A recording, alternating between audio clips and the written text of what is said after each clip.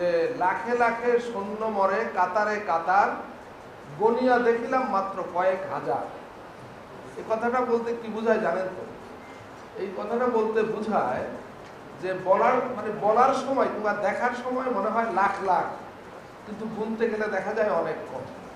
বাংলাদেশে 20 কোটি 16 কোটি কিংবা 20 কোটি মানুষ, হ্যাঁ, কিন্তু দুর্ভাগ্যক্রমে দক্ষ মানুষের সংখ্যা খুব কম। আমাদের বন্ধু বান্ধবরা যারা কোম্পানি চালায়, মিল কারখানা চালায়, তাদের সঙ্গে যখন গল্প করি তখন শুনি যে তারা বলেন যে 2 জন লোক নেবেন তারা হয়তো কোনো একটা পজিশনে, তারা শত শত মানুষের ইন্টারভিউ নেবে, কিন্তু মনের মতো 2 জন লোক খুঁজে পান না। কেন পান না? দক্ষতার ঘাটতি।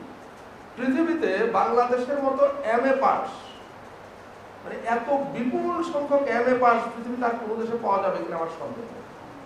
আমেরিকাতে কিংবা পশ্চিমা দুনিয়ায় যারা অর্থনৈতিকভাবে অনেক উন্নত, তারা কিন্তু এত বেশি MA পাস করে না, মানে মাস্টার্স করে না, হাই স্কুল পাস করে তারা ভালো ভালো কাজে ঢুকে যায়। ব্যাচেলর মানে আমরা যেটাকে ডিগ্রি পাস বলি, ডিগ্রি পাসও খুব বেশি মানুষ করে না, যারা করে তারা ভালো ভালো চাকরিতে ঢুকে যায়। মানে এই কথাটা এই জন্য বললাম যে একাডেমিক ডিগ্রিটাকে আমরা আমাদের সমাজে খুব গুরুত্ব দিই। এটা হয়তো বিয়ে শাদীতে কাজে লাগে যে জামাই বা ছেলে কি পাস, MA পাস না BA পাস, কিন্তু আসলে দক্ষতাটাকে আমরা অতটা প্রায়োরিটি দিই না বলে আমাদের প্রচুর ওই যেটা বললাম শুরুতে, লাখে লাখে মানুষ MA পাস, লাখে লাখে, কিন্তু হায়ার করতে গেলে বা কাউকে নিয়োগ দিতে গেলে আর লোক খুঁজে পাওয়া যায় না। ওই 100 জন MA পাসের ইন্টারভিউ নিলেও দেখা যায় যে আমাকে এমন অনেকে বলেছেন যে তারা পরে 2 জন লোক খুঁজে পেয়েছেন, তারা হচ্ছে ইন্টারমিডিয়েট পাস। তো এই জন্য একাডেমিক ডিগ্রির চাইতেও দক্ষতাটা, কাজের দক্ষতাটা, কাজ বোঝা মানুষের সংখ্যা, এটা অনেক গুরুত্বপূর্ণ। দুর্ভাগ্যক্রমে অতীতে এই বিষয়গুলোকে খুব বেশি অ্যাড্রেস করা হয় নাই বা গুরুত্ব দেওয়া হয় নাই। বর্তমানে মাননীয় প্রধান উপদেষ্টা প্রফেসর মোহাম্মদ ইউনূস, তিনি তো তার সারা জীবনভর এই কাজটাই করেছেন, মানুষের এফিসিয়েন্সি, মানুষের কর্মক্ষমতা বৃদ্ধি।